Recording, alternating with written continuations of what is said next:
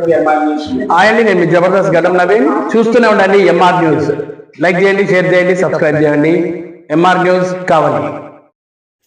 నమస్కారం, ఎంఆర్ న్యూస్కి స్వాగతం. నేను మీ రవి. జమ్మూ కాశ్మీర్ పహంగల్ ఉగ్రవాదుల దాడిలో అసూలు బాసిన నెల్లూరు జిల్లా కావలివాసి సోమిశెట్టి మధుసూదన్ కుటుంబ సభ్యులను ఆంధ్రప్రదేశ్ రాష్ట్ర సలహాదారుడు మాజీ డిఆర్డిఏ చైర్మన్ సతీష్ రెడ్డి, స్థానిక శాసనసభ్యులు దగ్గుమాటి వెంకటకృష్ణారెడ్డితో కలిసి పరామర్శించారు. ఈ సందర్భంగా అక్కడ జరిగిన పరిస్థితులను, కుటుంబ పరిస్థితులను ఆయన అడిగి తెలుసుకున్నారు.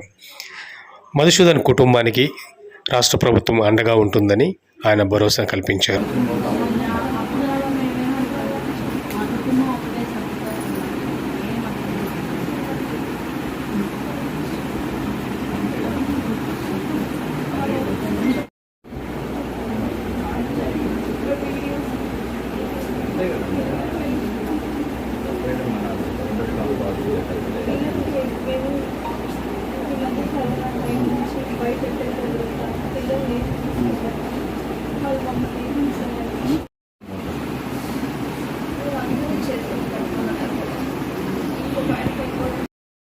పట్టణ అధ్యక్షుడు తెలుగుదేశం ఈరోజు కావలి పట్టణానికి చెందినటువంటి మధుసూదన్ రావు కాశ్మీర్లో జరిగినటువంటి టెర్రరిస్ట్ దురాగత చర్యల్లో బలైనటువంటి విషయం అందరికీ తెలిసిందే.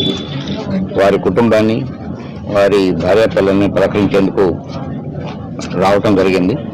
మన ఇక్కడ కావలి ఎమ్మెల్యే గారితో కలిసి వారి ఇంటికి వచ్చి ఇంట్లో వాళ్ళతో మాట్లాడి వాళ్ళ విషయాలు తెలుసుకొని, ఆరోగ్య పరిస్థితులు తెలుసుకొని వారికి ధైర్యాన్ని నింపేటువంటి ప్రయత్నం చేయడం జరిగింది. కుటుంబ వ్యవహారాలు ఏమిటి, ఎలా ఉన్నారు, వాళ్ళు మానసిక స్థితి ఎలా ఉంది, ఆరోగ్య స్థితి ఎలా ఉంది, ఇవన్నీ కనుక్కోవడం జరిగింది.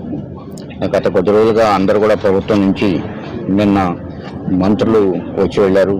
ఎమ్మెల్యే గారు ఇక్కడ ఉండి అన్ని విషయాలు చూసుకుంటున్నారు.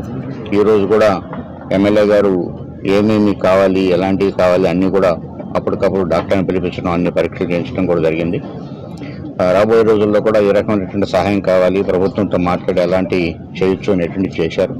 అలానే పిల్లలు, వాళ్ళ భవిష్యత్తు ఎలా ఉండాలి, ఏ రకంగా ముందుకెళ్ళాలనే విషయం గురించి కొంతసేపు నేను వారితో చర్చించడం జరిగింది. ఆ దేశానికి బుద్ధి ఇచ్చేందుకు చెప్పాల్సిన విషయాలు ఏవైతే ఉన్నాయో అవన్నీ చేయడం జరుగుతుంది, రకరకాల విషయాలు. అట్నే ఆ దేశం జాగ్రత్తగా ఉండాలి, ఆ దేశాన్ని ఇబ్బంది పెడతాము ఈ రకమైన చర్యలతోనేటువంటి దీనికోసం ఒక సమాధానంలాగా, మొట్టమొదటి సమాధానంలాగా ఈ చర్యలు తీసుకోవడం జరిగింది.